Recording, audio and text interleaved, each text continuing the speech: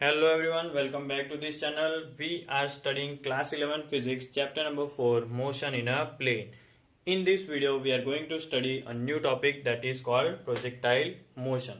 Now before we go for the figure description, let us understand what is projectile motion, its definition, what is called projectile, what is trajectory, and who was the first to study this kind of motion. So what is projectile motion?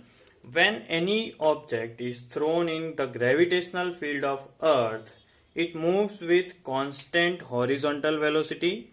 It moves with constant horizontal velocity and vertical acceleration.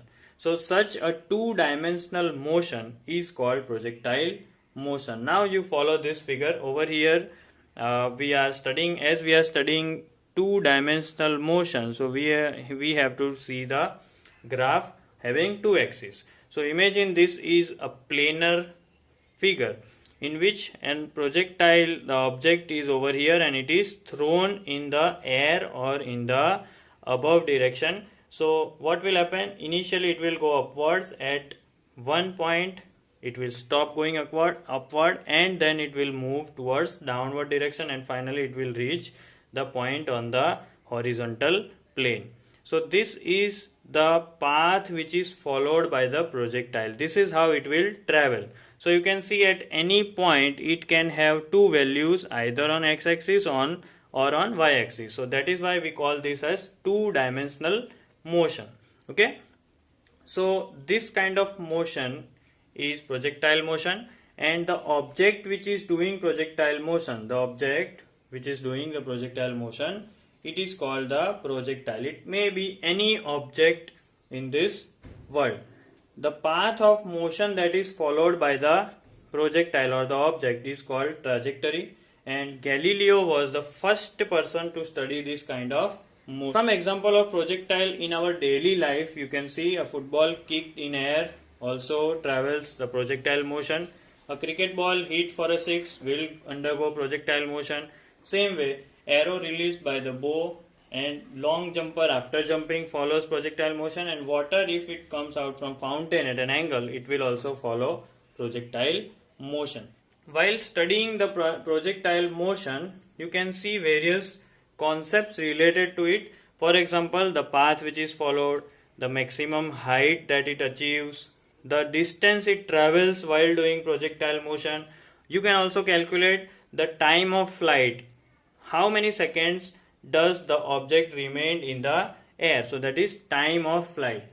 You can also find out the maximum range, the maximum distance it can travel. So many things will be studied under the projectile motion, but for everything, for example, if you want to find out maximum height, you must need a formula for that. If you want to find out the distance traveled by the projectile, you must have a formula related to that, right? So for every concept related to projectile motion, we will have to derive a small formula based on the study of motion. So we will be deriving few important formulas. For example, equation of trajectory we will derive. We will also derive the time of maximum height, time taken to reach the maximum height. Time of flight we will also measure, maximum height of projectile also, as well as horizontal range we will derive. So be focused and see the steps which are followed while derivation. Now as shown in the figure, suppose a body is projected with initial velocity. Here you can see from the figure, y-axis, x-axis, the object is over here and it is projected at an angle theta. So you can see the trajectory, it is from O, A and B. Exactly at this point there will be the maximum height, right, which is known as HM. This will be the path of projectile, which is also known as trajectory. Over here the initial velocity is split into two components. First is u cos theta along the x-axis, another is u sin theta along the y-axis. Same way, after it starts its motion, it may have the final velocity v.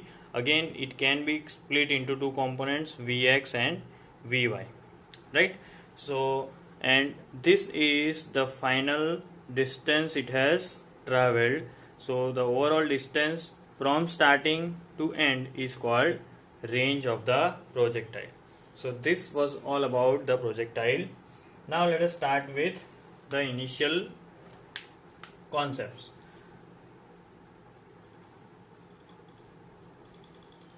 Suppose the body is projected with initial velocity u,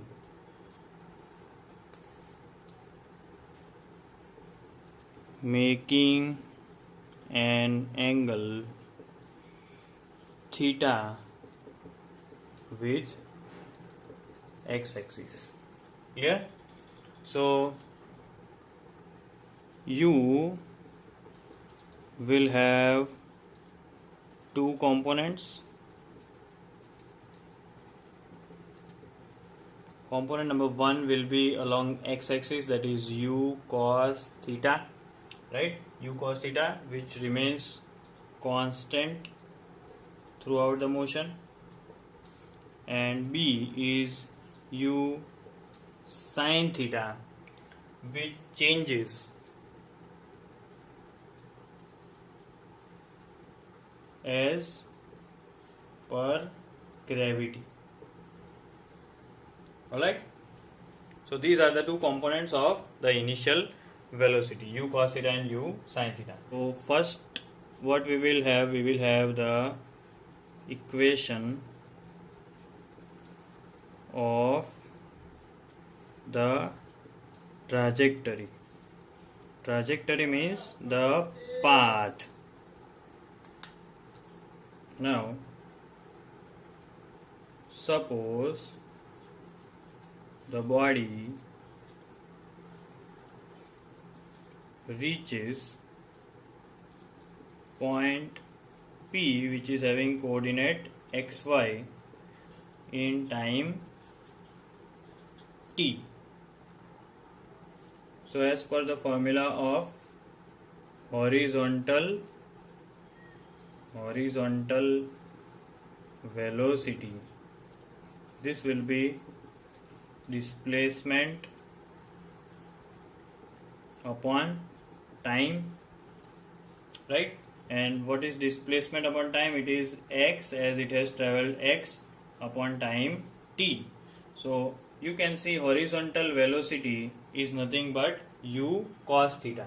So we can easily make a formula u cos theta equals to x upon t, and from that we can write t equals to x upon u cos theta. This will be using afterwards. Alright, now for vertical motion,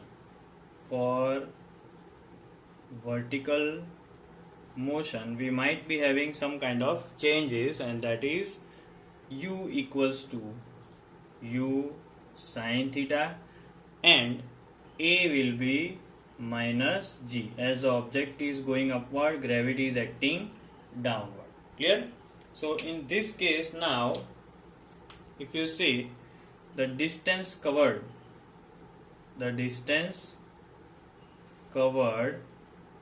by projectile, in time t is given by s equals to ut plus half at square. Now we just have to find out that s is replaced by y over here, u will be u sin theta, into time will be t, and remember that t will be replaced by x upon u cos theta. So what we'll do, we'll replace it by x upon u cos theta plus 1 by 2, a will be minus g, and again t will be x upon u cos theta whole square. Okay, So now over here you can see u sin theta upon u cos theta, u will be cancelled. Sin theta upon cos theta will become tan theta, and there will be x repeated. So x tan theta, half into minus g will become minus into g into x square. So it will be g x square upon 2 into u square cos square theta, right? So this you see y equals to x tan theta minus g into x square upon 2 u square cos square theta. This is nothing but the equation of trajectory. So here we have our first equation, that is the equation of trajectory of a projectile. So if you want to find out the equation of trajectory, you will have to use this formula, y equals to x tan theta minus gx square upon 2 u square cos square theta. Note that this is also an equation of parabola. Mathematics students will understand that whatever the kind of motion is in this direction, it is a kind of parabola. Now the next equation we will be deriving is time of maximum height, that is Tm, right? And what was maximum height? It was Hm. So what is the time? What is the time which is required to reach the maximum height? So now we shall start with, let Tm be the time required to reach the maximum height, that is Hm. Okay. Now you see at the highest point,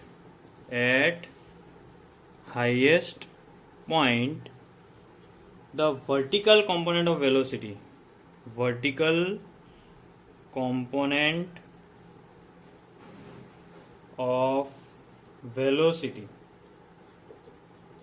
will be 0.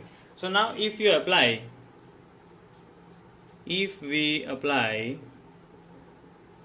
the formula v equals to u plus at over here, so what it will become? V will become 0. As you see, at the highest point vertical component is 0 already, and vertical component of u, what is u? That is u sin theta, right? U will be u sin theta, a will become minus g, and this t will become gtm. Now what we should do, we shall take minus gtm on the other side. So here it will be g into tm equals to u sin theta. So finally, what is tm? Tm is u sin theta upon g. So this will be your second equation, and that is time for maximum height Tm. So next we shall obtain the formula of time of flight. What is time of flight? It is the total time taken by the projectile from the instant it is projected. So from here till the time goes up to it reaches back to the point on horizontal plane back. So this overall time required, overall time taken is called time of flight. We represent this as Tf. Now for the formula we shall start with, what is the net vertical displacement? What is the net vertical displacement during the time? During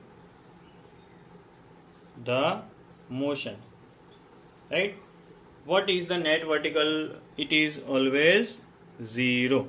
Why 0? Because you see it started from here, even though it has some vertical component, but once it gets back to this point, no vertical displacement is there, only horizontal displacement is there. So if we apply the formula for the displacement, we have to use this formula by the formula S equals to ut plus half at square. So net vertical displacement is 0 already, u is u sine theta. Time of flight will be tf, so it is tf. Here minus half into g tf square, right? So over here you can see minus gtf square can be taken on this side. So this is taken on this side. It becomes half g tf square equals to u sine theta into tf.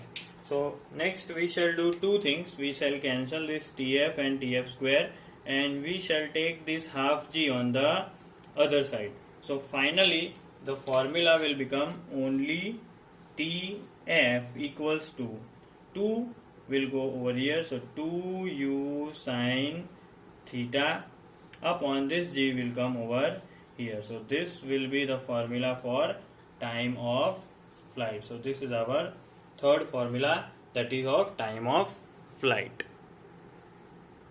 So our next topic and next derivation is of maximum height of projectile. This is the maximum height that a projectile attains, maximum vertical displacement achieved by the projectile. Note that this is the maximum vertical displacement, right? So again we shall start with at maximum height the vertical component of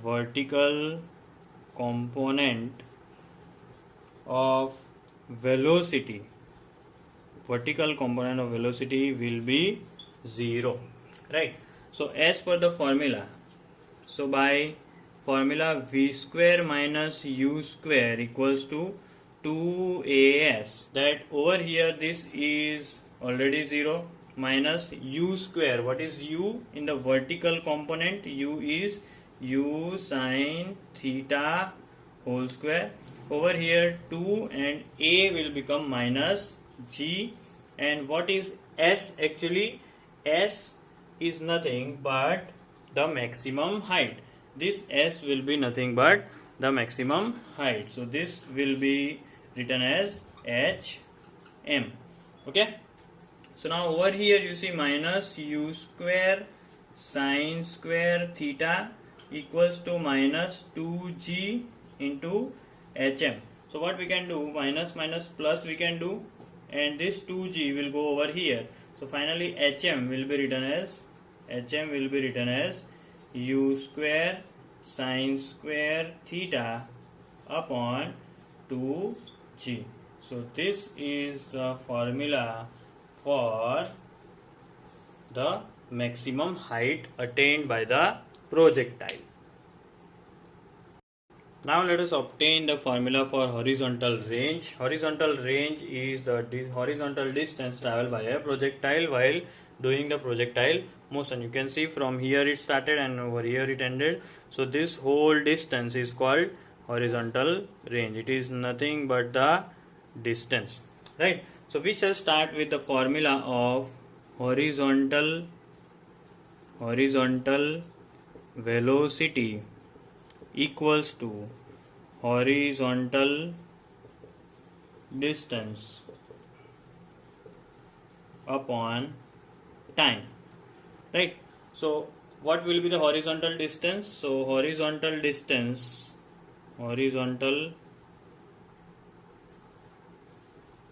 distance will be the product of horizontal velocity into time.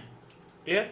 Now what is horizontal distance that we are finding? This is called the range. So here we will write r. Over here what is the horizontal velocity component? You can see u cos theta. So I am writing u cos theta over here. And t, what was t? T was nothing but it was actually the time of flight, right? This was the time of flight, and we all know that what is the formula for time of flight? Time of flight is 2u sine theta upon g, right? So this we have to keep in mind, that from here to here, whatever the time will be required, this will be time of flight, right? So I am writing time of flight. Okay, so now instead of t we will write 2u sine theta, 2u sine theta upon g. Okay, now so here it will be, the final formula will be over here, you see, u into u, it will be u square. So u square by g I am writing. Now over here it is 2 sine theta cos theta. So over here 2 sine theta into cos theta equals to sine 2 theta. This will be a mathematical identity. So from the help of maths you will find the final answer, and that is r equals to u square into sine 2 theta upon g. This will be our final fifth equation, right? Note that if you want to find out the maximum height, if you want to find out the maximum height or maximum range, the value of theta must be equal to 45 degree. So this will be very helpful when you are calculating numericals.